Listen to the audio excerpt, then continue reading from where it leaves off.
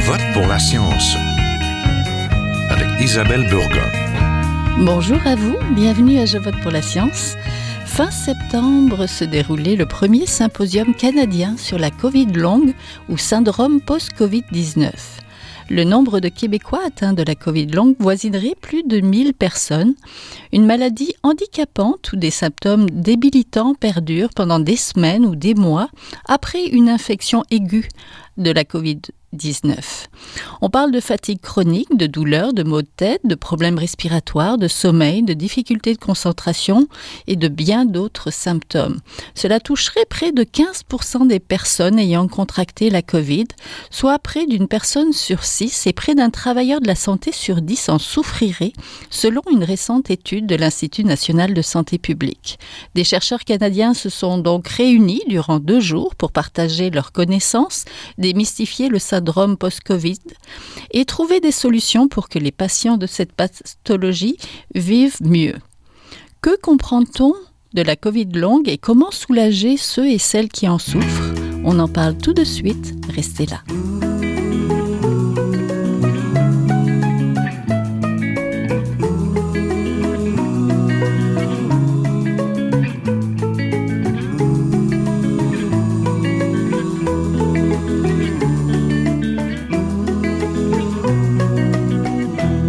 Fatigue chronique, maux de tête, douleurs et courbatures, brouillard mental, ce ne sont que quelques-uns des symptômes avec lesquels de très nombreux Québécois vivent.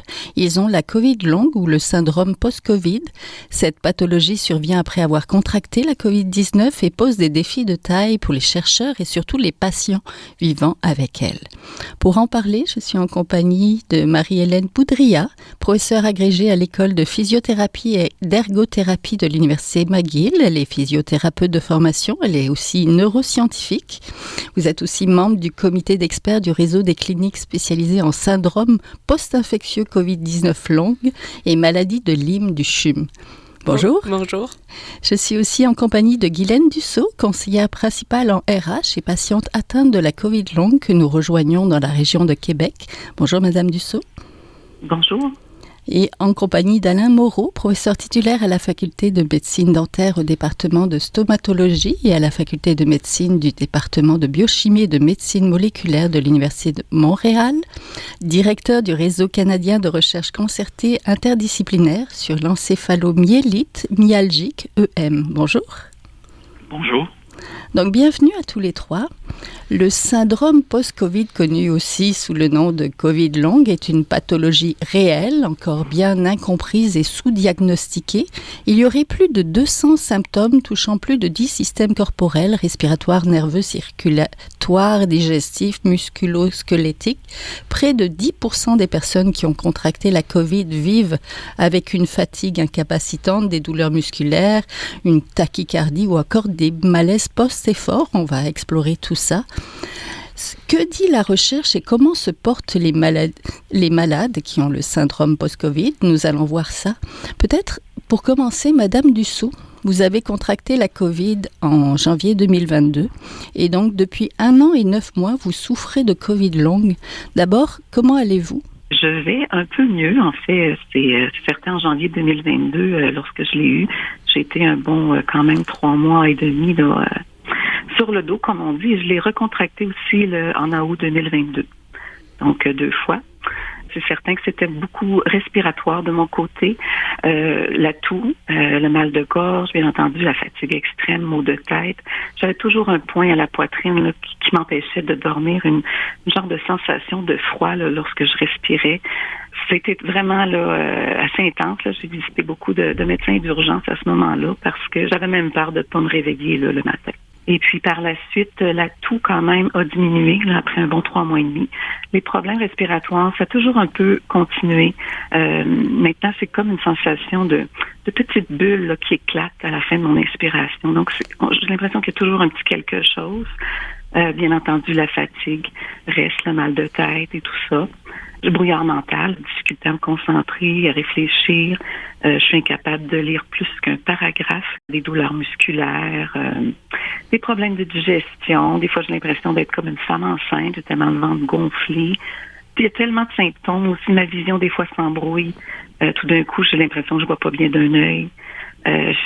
Puis le niveau d'énergie baisse tellement vite. Donc, c'est vraiment beaucoup de choses. Là, c'est difficile même à expliquer. Puis il y en a tellement de symptômes. Vous avez quand même une famille qui comprend? Oui, effectivement. J'ai beaucoup de support au niveau de ma famille proche, de mes amis proches aussi.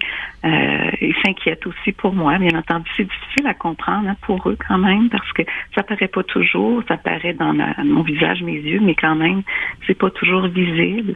Maintenant, c'est même mon conjoint qui me dit de pas trop en faire. Ça, au niveau, je suis vraiment bien encadrée. Quand je parle plus à mes connaissances, là, ils sont comme OK, c'est quoi ça? C'est quoi tes principaux symptômes? Puis il y a de l'incrédulité quelque part. Au début, maintenant beaucoup plus, parce qu'au début, je pense que les médecins même, ils savaient pas trop c'était quoi et tout ça. Maintenant, je me sens plus accompagnée. Là. J'ai un médecin spécialiste, un médecin de famille, physiothérapeute. J'embarque dans un programme aussi, donc je me sens plus épaulée. Oui. Racontez-nous peut-être, il y a des deuils à faire. Comment c'est une journée typique pour vous? Mais en fait, je mets le cadran à 8 heures parce que les enfants qui vont à l'école, donc je veux m'assurer qu'ils partent à l'école. Sinon, je continuerai à dormir. Je déjeune, je fais des petites tâches légères, vraiment là, légères, quand je vais partir une brassée, lavage, peut-être ramasser ma vaisselle et tout ça. Lorsque j'ai des rendez-vous, par exemple, là, dans la journée, je m'organise pour de pas faire d'autres choses, puis jamais 2 jours de suite. Je fais un petit peu d'artisanat. Quand il fait beau, je vais dehors. Après ça, je vais dîner. Mais rendu dans l'après-midi, puis le souper, là, je suis pas capable. J'ai plus d'énergie pour faire le souper. Je suis très fatiguée. Donc, moi, mon dodo, là, 7h30, 8h maximum, là, je suis couchée. Oui, vous avez renoncé à retourner au travail? Oui, là, c'est certain que je ne retourne pas au travail. Pas encore. Là. On va voir ce qui va se passer. C'est certain que pour le travail, je me vois pas vraiment là recommencer tout de suite. Oui, on comprend. Madame Boudria, professeur Boudria, il y a eu récemment le premier symposium canadien sur la COVID longue auquel vous avez participé. Parlez-nous un petit peu des personnes qui sont peut-être les plus touchées par cette pathologie. Oui, alors c'est beaucoup plus les femmes qui sont touchées. On parle de à peu près 65 à 70%. Et aussi, la proportion d'âge serait davantage celles touchées, celles âgées entre 35 et 55 ans. Donc, ça, c'est notre population cible. Et il n'y a pas vraiment... il y a quelques facteurs qui sont associés davantage au développement de la condition, donc en présence de diabète. Mais sinon, il n'y a pas beaucoup de facteurs ou de caractéristiques qui fait que quelqu'un va développer la condition plus qu'une autre. Donc, ça rend vraiment toute personne qui peut être atteinte là, sans nécessairement avoir une prédisposition quelconque. Oui, c'est difficile à diagnostiquer aussi et à tester, j'imagine. Oui, en ce moment, c'est vraiment un bilan clinique qui nous permet là, de faire d'établir un diagnostic, donc pas de test spécifique. Et ça prend beaucoup d'écoute, donc souvent, c'est des gens qui savent pas nécessairement qu'ils sont atteints. Ça prend quelqu'un qui est capable d'écouter pendant un moment parce qu'on a, comme Madame Dussault nous a mentionné, on a un ensemble de symptômes, là, jusqu'à 200 symptômes qui sont répertoriés pour cette condition. Et voilà, il faut vraiment écouter et bien discerner, c'est ça, les symptômes qui sont présents. Et écouter avec bienveillance aussi. Tout à fait. Sans jugement. Professeur Moreau, vous êtes un spécialiste de l'encéphalomyélite myalgique, EM, je vais l'appeler comme ça tout le long de l'émission, qu'on connaît donc aussi sous le nom de syndrome de fatigue chronique, ce qui touche plusieurs parties du corps et qui reste mal compris encore. De nombreux patients de la COVID longue en souffrent. Expliquez-nous. Bien, effectivement, l'encéphalomyélite myalgique, ou si vous préférez le syndrome de fatigue chronique, dans près de 75% des gens, les personnes qui vont développer cette condition-là, le développent suite à une infection virale, donc que ce soit le virus de la grippe, que ce soit le virus de la COVID, mais aussi d'autres virus comme le West Nile virus ou des virus un peu plus exotiques là, qui vont amener à un développement, une fatigue profonde, inexpliquée, même suite après un repos, on peut pas récupérer, et également d'autres symptômes. Mais le symptôme cardinal de l'encéphalomyélite myalgique, qui est aussi très présent chez les gens qui ont la COVID longue, c'est vraiment ce fameux malaise post-effort, qui permet un peu de distinguer par rapport à d'autres conditions facilement, et ça a pour conséquence de perturber évidemment le sommeil, mais aussi d'amener une aggravation d'un vaste ensemble de symptômes. Donc, on est assez bien placé pour comprendre ce qui se passe avec la COVID longue. Et pour nous, la COVID longue, c'est un peu comme une transition. Donc, en soi, c'est pas une maladie. C'est une transition, et ce qui est important pour nous, d'un point de vue recherche, et même chose pour les cliniciens, c'est d'établir les trajectoires. Donc, après quel moment quelqu'un va être capable de récupérer, et on comprend que ça peut prendre pas mal de temps. Donc, ça peut prendre facilement, dans certains cas, jusqu'à 2 ans. Mais on est capable, on a développé des tests, on a développé des biomarqueurs qui sont toujours à l'étape de la recherche, malheureusement, mais on est capable de voir ces trajectoires-là. Donc, je vous dirais que près de 60% des gens qui ont la COVID longue après 6 mois, et là, je parle des gens qui n'ont même pas été hospitalisés pendant leur COVID, mais qui avaient des symptômes moins légers à modérés, ou même dans certains cas, ils étaient asymptomatiques, ont développé une COVID longue et qui persiste au-delà de 6 mois. Donc, lorsqu'on recrute ces gens-là, on les a testés, on a pu, grâce à différentes approches et différents biomarqueurs, notamment par la provocation du malaise après effort par une méthode standardisée. Donc, on révèle ce qu'on voit habituellement pas si on fait une simple prise de sang au repos. C'est ce qui arrive dans la plupart des cliniques COVID longue. Donc, les prises de sang et les marqueurs usuels sont d'aucune utilité parce qu'on voit rien. Mais en faisant cette manœuvre provoquée standardisée, on révèle vraiment des facteurs clés qui expliquent un ensemble de symptômes, et on peut prédire la trajectoire des gens à l'avance. Donc, ce qui est important dans un contexte de briser un certain cercle vicieux pour empêcher justement que les gens développent l'encéphalomyélite myalgique, par exemple. Donc, 60% des patients qu'on a regardés avec COVID longue vont soit faire l'encéphalomyélite myalgique après 14 mois, ou la fibromyalgie, ou une combinaison des deux, ce qui est encore plus aggravant. Par contre, on voit aussi 2 autres sous-groupes. On a des gens qui vont, ce qu'on résume par des troubles neurologiques, et aussi des gens avec, un peu comme Mme Dussault, avec une affectation des troubles respiratoires assez sévères, et notamment lorsqu'ils sont en effort. Donc, ça ressemble un peu à un emphysème très sévère qui amène des grandes limitations. Donc, on est capable de prédire ces choses-là, et on a toutes différentes approches là, qui nous permettent de mieux comprendre ce qui se passe. Donc, prédire les trajectoires, je pense que c'est un gros plus qui s'en vient, au même titre de trouver des solutions thérapeutiques pour chacune de ces trajectoires. Oui, professeur Boudria, vous vous intéressez à l'impact de la COVID-19 sur le cerveau. Votre étude se penche sur les effets à long terme de la COVID longue sur le système nerveux autonome et les symptômes de dysautonomie. Vous allez nous expliquer, en utilisant, entre autres choses, la neuroimagerie. Donc, expliquez-nous un petit peu l'effet sur le cerveau de cette COVID. Alors, il y a des études qui ont montré là, qu'il y a vraiment, et ça c'est une étude qui s'est déroulée en Angleterre. Donc, à travers une biobanque, on a pu voir comparer les images de résonance magnétique qui ont été faites avant quelqu'un qui a attrapé la COVID et après, et on voit qu'il y a une dégénérescence au niveau de la matière grise du cerveau d'à peu près 3%, qui correspond à un vieillissement de 10 ans.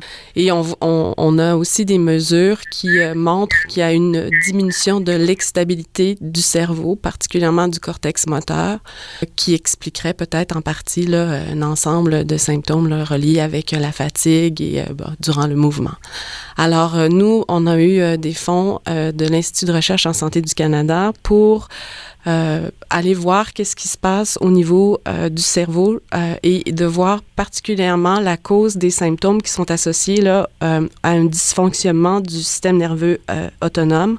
Entre autres, chez les gens qui souffrent de COVID longue, certains ont des symptômes comme l'hypotension orthostatique, c'est-à-dire que c'est une chute de pression lorsqu'on se lève ou lorsqu'on change de position, et aussi une tachycardie orthostatique posturale lorsqu'on change de position également également, il y a le cœur s'accélère et là, on est en présence de maux de tête, malaise, fatigue, et sueur et nausées. Donc, on essaie de voir quelle est la cause de ces symptômes-là et on va pouvoir le faire sur une cohorte de 300 participants. Donc, c'est quand même quelque chose d'assez exhaustif. Expliquez-nous ce que c'est que le dysautonomie. Voilà, je l'ai dit. En fait, c'est toutes les fonctions qui sont pas dans notre contrôle, donc la digestion, la tension artérielle, le cœur, donc tout ce qui se passe dans notre corps dont on n'est pas nécessairement conscient et qui est sous le contrôle du système nerveux autonome. Donc, c'est vraiment, il y a plusieurs, les centres se trouvent dans le tronc cérébral, entre autres, ce qui fait que ça rend ça assez difficile. Et on est chanceux, on utilise un des seuls, il y a 2 scanners au Canada qui ont une puissance de 7 Tesla. Oui. On en a un à Montréal, à l'Institut neurologique de Montréal, et puis on va pouvoir aller voir de façon plus spécifique ces petits noyaux-là qui sont situés dans le tronc cérébral. C'est ce système-là, finalement, qui, j'allais dire, pose problème, mais qui est affecté, en fait, par la COVID longue. Voilà. Ce qu'on se rend compte de plus en plus, finalement. Voilà. Et j'ai aussi l'autre étude qui utilise l'électroencéphalographie, qui là, on va vraiment voir, l'activité neuronale plus au niveau du cortex et d'essayer de trouver les liens avec les principaux symptômes qui ont été mentionnés par Madame Dussault, donc les malaises post-effort, la fatigue et le brouillard mental. Oui, parce que c'est ça, c'est pas juste dans l'imagination des personnes, dans cette gestion d'énergie. Il y a physiologiquement des endroits où on peut justement retracer ce syndrome post-Covid, si je comprends. Oui, comme le professeur Moreau l'expliquait, on est à la recherche de biomarqueurs, donc vraiment là des mesures concrètes qui nous permettent d'associer les symptômes et un fonctionnement ou un dysfonctionnement d'une région spécifique dans le cerveau. Oui. Professeur Moreau, vous êtes un expert international reconnu dans le domaine de la génétique moléculaire des maladies musculo-squelettiques complexes. Quels sont les symptômes de la COVID longue sur ce système-là musculo-squelettique? Bien, évidemment, on va se retrouver avec une fatigue musculaire qui peut, dans certains cas, être extrêmement profonde et entraîner aussi des douleurs. Ce qui va, dans certains cas, reproduire certains symptômes qu'on retrouve, par exemple, chez les gens qui sont atteints d'une fibromyalgie sévère. Donc, ça peut aller à des douleurs musculaires et jusqu'à articulaires. Donc, ça devient encore une fois des symptômes qui chevauchent d'autres conditions et qui touchent aussi de façon beaucoup plus prévalente les femmes que les hommes. Donc, en musculo-squelettique, surtout dans les pathologies complexes, les femmes sont malheureusement plus souvent qu'autrement atteintes en plus grand nombre et en sévérité. Il y a aussi un facteur qui est clair, c'est qu'il y a une contribution des estrogènes dans l'exacerbation de certains symptômes et certains des biomarqueurs qu'on regarde sont effectivement influencés par le niveau d'estrogène. Donc, ça va varier d'un point de vue du cycle astral de la femme. Ça va varier aussi en intensité chez les femmes plus jeunes versus les femmes qui vont arriver à la périménopause ou à la ménopause. Donc, on voit que c'est pas juste parce que les femmes apprennent à vivre avec leurs conditions et font ce qu'on appelle le pacing, qui est une activité qui permet de protéger son enveloppe énergétique et de faire des choix dans les activités pour se prémunir justement de faire des chutes, des crashs qui vont les amener à devoir s'allonger pendant plusieurs heures, si dans certains cas même plusieurs jours. Donc, on voit cette influence-là des hormones sexuelles, notamment celle chez la femme, et c'est exacerbé dans certains cas aussi avec la prise d'anovulants. Donc, c'est important, mais c'est pas tout le monde qui a ces mêmes biomarqueurs-là. Donc, le fait d'établir d'associer, comme l'a mentionné le professeur Boudria, d'associer les biomarqueurs à des symptômes spécifiques, va amener à révéler et de nous permettre d'agir et de permettre aux cliniciens d'agir sur les symptômes les plus débilitaires pour répondre aux besoins des patients. Parce qu'à la fin de la journée, on fait cette recherche-là pour répondre aux besoins des patients et aussi d'aider les soignants à amener des solutions pour les personnes qui fréquentent leur cabinet. Oui, les plus efficaces. Madame Dussault, justement, j'aimerais vous entendre à nouveau. Est-ce que vous avez trouvé des moyens pour soulager ce que vous vivez? Soulager, c'est un peu comme M. Moreau parle, là, le pacing, en fait, c'est vraiment de gérer au niveau de son énergie. Ça, je le fais vraiment beaucoup. Puis moi, je sais pas pourquoi, j'ai comme un symptôme qui apparaît très vite quand j'en fais un petit peu trop, puis c'est tout de suite la gorge de mon côté. Donc, probablement respiratoire et tout. Donc, au niveau de la gorge, ça vient comme enfler, tout ça. Fait que je me dis, oh, OK. Fait que ça, c'est comme mon marqueur, en fait, à moi, là, qui me dit OK, on arrête un peu. Mais c'est ça. Donc, c'est vraiment le repos pour moi au niveau de soulager. Je suis sûre que je fais de la physiothérapie. Je suis quand même encadrée. Je prends des vitamines. J'essaie vraiment de m'aider de ce côté-là au niveau de l'alimentation aussi. Et c'est ce que j'essaie de faire, oui. Oui. Professeur Boudria, comment on prend en charge ces patients, plus particulièrement du côté justement de l'accès aux soins, de la réadaptation, du soulagement? Oui, alors au niveau de la réadaptation, comme vous avez mentionné, je suis physiothérapeute de formation. Alors, on est vraiment, tous les professionnels de réadaptation, ce qui est au centre de notre profession, c'est vraiment d'aider les gens qui sont en situation de handicap. Donc, on parle d'essayer de diminuer l'intensité et la fréquence des symptômes. Là, on a parlé du pacing qu'on appelle la conservation d'énergie ou la gestion de l'énergie, ce qui nous aide à diminuer l'occurrence des malaises post-effort et donc de pouvoir éviter d'avoir les crashs dont mentionnait professeur Moreau, diminuer la douleur, diminuer les atteintes respiratoires, cognitives, neurologiques, et tout ça pour contribuer à l'augmentation des activités, de la participation et d'aider aussi possiblement au retour au travail. Et c'est très, très important et c'est quelque chose qu'on apprend, nous, à travers notre profession, là, c'est qu'avec ces clientèles-là de EM et de COVID longue, il faut vraiment revoir nos pratiques, c'est-à-dire qu'on a tendance à vouloir donner des interventions où on donne un programme d'exercice et là, on envoie progressif, voilà, alors que là, quand on est en présence de malaise post-effort, c'est pas du tout la chose à faire. Ça demande vraiment une façon de revoir la pratique. Et j'aimerais aussi mentionner le fait que maintenant, on a les COVID longues, les cliniques de COVID longue qui nous permettent vraiment là, d'avoir un suivi plus adapté et personnel. Donc, il y a 15 cliniques qui ont été subventionnées là, par le ministère de la Santé et des Services sociaux depuis mai 2022 à travers 15 CCCIUS de la province de Québec. Et là, on mise à donner des soins individualisés de réadaptation dès le début avec des conseils pour pouvoir surveiller, monitorer et diminuer la fréquence des symptômes, ainsi qu'un suivi médical là, pour pouvoir aussi aider à gérer les symptômes de cette condition-là. À passer à travers des journées. Professeur Moreau, le syndrome de fatigue chronique, comment on le soulage?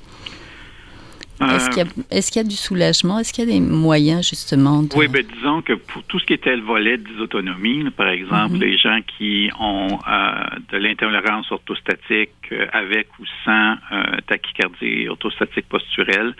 Donc, il y a quand même des protocoles de base que les cliniciens et cardiologues savent faire. Donc, on va augmenter, par exemple, prendre des solutions plus salines pour augmenter, pour que les artères durcissent un peu. Ici, on recherche à éviter l'hypotension. On veut mettre des bas de soutien. Il y a un certain nombre d'exercices orthostatiques pour essayer d'augmenter. Il y a des médications, il y a des médicaments, donc les bêta-bloqueurs. Et encore là, les bêta-bloqueurs sont pas tous égaux. Donc, il y en a qui sont beaucoup plus adaptés pour traiter les syndromes de tachycardie orthostatique posturelle. D'autres vont moins bien fonctionner.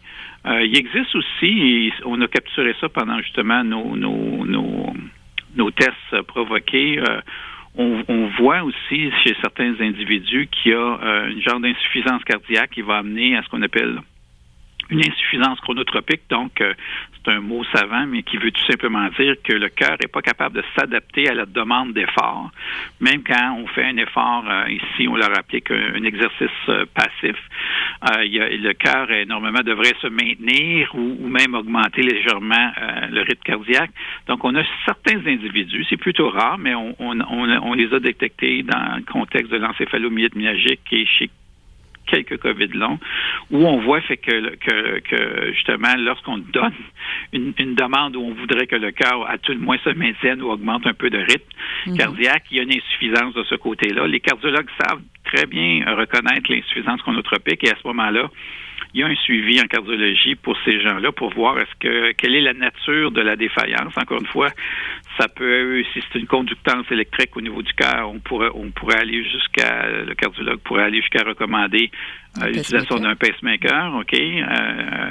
Ou il y a d'autres aussi, des médications qui peuvent augmenter le rythme cardiaque à l'effort pendant un certain temps. Mais ça relève de la cardiologie. Mais il existe déjà des solutions qui sont là pour soulager certains des symptômes les plus débilitants. Mais on ne parle pas ici de guérison et on doit faire des soins personnalisés pour les individus qui sont atteints. Oui, merci. Pour terminer, professeur Boudria, très vite, que faire si on pense qu'un de nos proches, ou même nous-mêmes, pourrait avoir la COVID longue? Oui, bien, de la conversation aujourd'hui, si vous avez, professeur Moreau le mentionnait, là, c'est pas nécessairement relié à une infection spécifique. Vous pouvez avoir eu la COVID et pas vous en être aperçu. Si votre condition a changé au cours des 3 dernières années, si vous avez des symptômes de fatigue que vous n'êtes pas capable d'expliquer, ben allez voir sur le site du ministère des Services de santé et des services sociaux l'ensemble des symptômes. Allez voir si ça correspond à vous.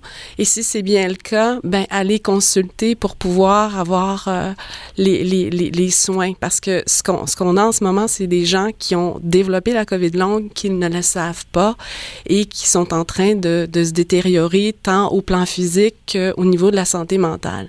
Donc, c'est vraiment d'être alerte. Si vous entendez des gens qui vraiment ont une condition qui a changé, ben peut-être que ça vienne à l'idée, hop, on est peut-être en présence de cette nouvelle condition-là. De développer les réflexes et puis de les écouter, ces gens-là, de les croire aussi et de les supporter. Hein. Oui, c'est un beau mot de fin. Donc, merci beaucoup. Donc, vous venez d'entendre, on était en compagnie de Marie-Hélène Boudria, professeure agrégée à l'École de physiothérapie et d'ergothérapie de l'Université McGill. On était aussi en compagnie d'Alain Moreau, qui est directeur du Réseau canadien de recherche concertée interdisciplinaire sur l'encéphalomyélite myalgique, je vais réussir ça, et aussi de Guylaine Dussault, qui est notre patiente atteinte de la COVID longue. Merci beaucoup à tous les 3 d'avoir participé aujourd'hui. Merci. Merci à vous. Merci à vous.